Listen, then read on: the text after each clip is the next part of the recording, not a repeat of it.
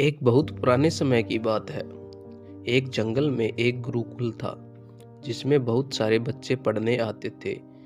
एक बार की बात है, जब गुरुजी अपने सभी विद्यार्थियों को पढ़ा रहे थे, मगर एक विद्यार्थी ऐसा था जिसे बार-बार समझाने पर भी समझ में नहीं आ रहा था। गुरुजी को बहुत तेज गुस्सा आया और उन्होंने उस विद्यार्थी से कहा, "जरा अपनी हथेली तो दिखाओ बेटा।" विद्यार्थी ने अपनी हथेली गुरुजी के आगे कर दी। हथेली देखकर गुरुजी बोले, "बेटा तुम घर चले जाओ, आश्रम में रहकर अपना समय व्यर्थ मत करो। तुम्हारे भाग्य में विद्या नहीं है।" शिष्य ने पूछा, "क्यों गुरुजी?" गुरुजी ने कहा, "तुम्हारे हाथ में विद्या की रेखा नहीं है।"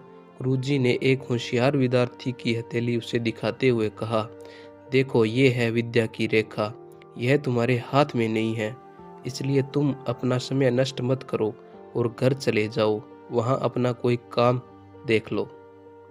यह सुनने के बाद उस विद्यार्थी ने अपने जेब से एक चाकू निकाला, जिसका प्रयोग वह रोज सुबह अपनी दातुन काटने के लिए करता था। उस चाकू से उसने अपने हाथ में एक गहरी लकीर बना दी। हाथ से खून बहने लगा।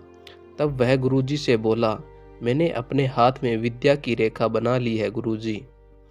यह देखकर गुरुजी प्रसन्न हो गए और उन्होंने उस विद्यार्थी को गले से लगा लिया। गुरुजी बोले, "बेटा तुम्हें विद्या सीखने से कोई ताकत नहीं रोक सकती। दृढ़ निश्चय और परिश्रम हाथ की रेखाओं को बदल देती है।" दोस्तों, वह विद्यार्थी आगे चलकर महर्षि पाणिनि के नाम से प्रसिद्ध हुए, जिसने विश्व प्रसिद्ध व्याकरण अष्टाध्यायी की रचना की है। इतनी सदियां बीत जाने के बाद भी आज 2700 वर्षों बाद भी विश्व की किसी भी भाषा में ऐसा उत्कृष्ट और पूर्ण व्याख्या का ग्रंथ अब तक नहीं बना।